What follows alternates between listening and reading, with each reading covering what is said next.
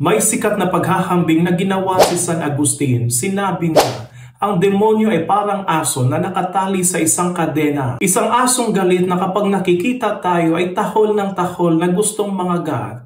Pero hindi niya magawa dahil siya ay nakatali sa isang kadena. Ano ang kailangan para tayo ay makagat niya? Na tayo ay lumapit sa kanya ng kusang loob. Pagkatapos ng pagkamatay ni Jesus, ganito ang demonyo, nakatali sa kadena ng krus, tahol ng tahol. Naisirain ang ating buhay at kaluluwa dahil sa galit at pilit tayong dinadala sa masama.